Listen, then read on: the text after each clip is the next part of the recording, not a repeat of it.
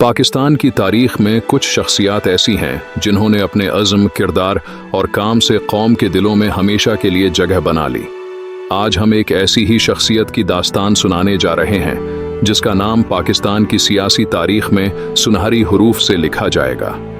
یہ داستان ہے ذوالفقار علی بھٹو کی، ایک رہنما جس نے قوم کو جمہوریت کا خواب دکھایا، اور ایک سفر جس نے ایک انقلاب کی بنیاد رکھی۔ ذوالفقار علی بھٹو 5 جنوری 1928 کو لاڑکانہ میں پیدا ہوئے۔ ان کے والد شاہنواز بھٹو ایک بڑے جاگیردار تھے جنہوں نے سیاست میں قدم رکھا اور ذوالفقار کو اعلیٰ تعلیم دلوائی۔ بچپن سے ہی بھٹو نے اپنے والد کی سیاست کو قریب سے دیکھا اور اس سے متاثر ہوئے۔ بھٹو کی ابتدائی تعلیم ممبئی کے Cathedral and John Connon School میں ہوئی۔ بعد میں انہوں نے اپنی تعلیم کے لیے امریکہ اور انگلینڈ کا رخ کیا۔ برکلی یونیورسٹی سے سیاسیات میں گریجویشن اور آکسفورڈ یونیورسٹی سے قانون میں ماسٹرز کیا۔ تعلیم کے لیے انہوں نے ممبئی، امریکہ اور انگلینڈ کا رخ کیا۔ برکلی یونیورسٹی اور آکسفورڈ یونیورسٹی سے اعلیٰ تعلیم حاصل کرنے کے بعد بھٹو نے وطن واپسی پر سیاست میں قدم رکھا۔ انہوں نے اپنی تعلیم کے دوران انٹرنیشنل سیاست، قانون اور معاشرتی مسائل پر گہری نگاہ ڈالی۔ 1977 میں بھٹو نے پاکستان کی سیاست میں باضابطہ طور پر قدم رکھا۔ وہ اپنی ذہانت اور عزم کے باعث جلد ہی نمایاں ہو گئے اور صدر ایوب خان کی حکومت میں شامل ہو گئے۔ ایوب خان کے دور حکومت میں بھٹو نے وزیر خارجہ کے عہدے پر کام کیا اور اپنی دوران دیشی سے قوم کو مختلف بین الاقوامی مسائل پر رہنمائی فراہم کی۔ انہوں نے چائنا، امریکہ اور دیگر ممالک کے ساتھ تعلقات بہتر بنانے میں اہم کردار ادا کیا۔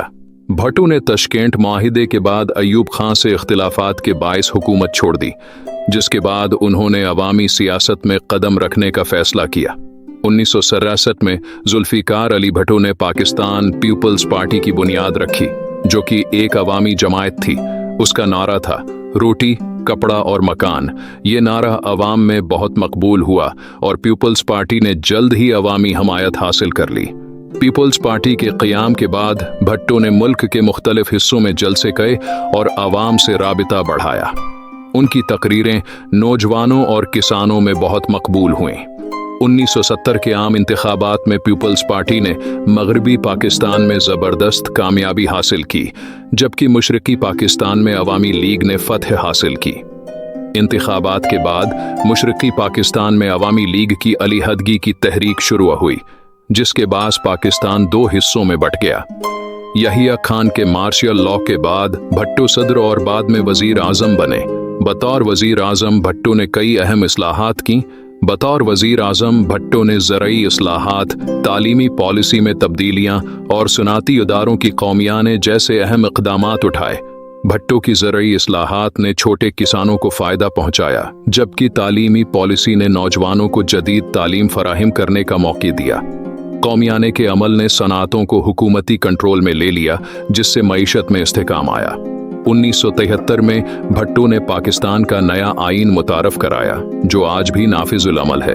یہ آئین پاکستان کو ایک وفاقی جمہوریہ بناتا ہے اور اس میں بنیادی حقوق، صوبوں کی خود مختاری اور پارلیمانی نظام کی بنیاد رکھی گئی۔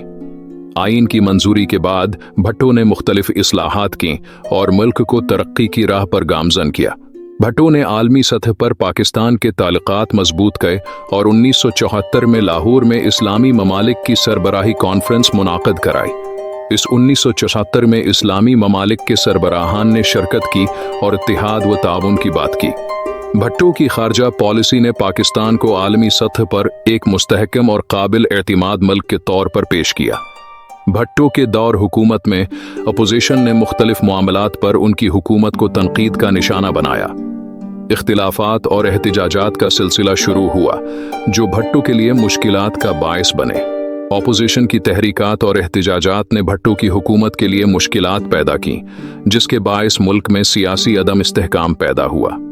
1977 کے عام انتخابات میں دھاندلی کے الزامات لگائے گئے، جس کے بعد ملک میں شدید احتجاجات شروع ہو گئے۔ ان احتجاجات کے نتیجے میں ملک میں مارشل لاء نافذ کر دیا گیا اور جنرل ضیاء الحق نے اقتدار سنبھال لیا۔ مارشل لاء کے بعد بھٹو کو گرفتار کر لیا گیا اور ان پر قتل کا الزام لگایا گیا۔ بھٹو پر ایک سیاسی مخالف کے قتل کا الزام لگایا گیا اور ان کے خلاف مقدمہ چلایا گیا۔ अदालत ने भट्टो को सजाए मौत सुनाई, जिसके बाद उनके हक में और खिलाफ मज़ाहिरे शुरू हो गए। भट्टो के हक में अवामी एहतिजाजात और उनके खिलाफ हुकूमत के इक़दामात ने मुल्क में मज़ीद सियासी अदम इस्तेहकाम पैदा किया। 4 अप्रैल 1969 को ज़ुल्फ़िकार अली भट्टो को सजाए मौत दे दी गई। उनके इंतकाल ने कौम को सदमे में मुब्तला कर दिया और भट्टो की शख्सियत एक लेजेंड के तौर पर अमर हो गई। भट्टो की मौत के बाद उनकी याद में मुख्तलिफ प्रोग्राम्स और तकरीबात का इनेकाद किया गया, जहां उनकी खदमात को खराज तहसीन पेश किया गया। ज़ुल्फ़िकार अली भट्टो की सियासी विरासत आज भी पाकिस्तान की सियासत में जिंदा है। उनकी बेटी बेनज़ीर भट्टो ने उनके नक्श कदम पर चलते हुए सियासत में कदम रखा और मुल्क की पहली खातून वज़ीर आज़म बने। ज़ुल्फ़िकार अली भट्टो ने पाकिस्तान की सियासत में एक नए दौर का आगाज़ किया। उनकी खदमात, इस्लाहात और कुर्बानियों को कौम हमेशा याद रखेगी। भट्टो का इरूज और ज़वाल एक ऐसी दास्तान है जिससे हम बहुत कुछ सीख सकते हैं। इस वीडियो के ज़रिए हमने ज़ुल्फ़िकार अली भट्टो की ज़िंदगी, उनकी खदमात और उनके उरूज और ज़वाल की दास्तान बयान की। अगर आपको ये वीडियो पसंद आई हो तो लाइक करें, शेयर करें और हम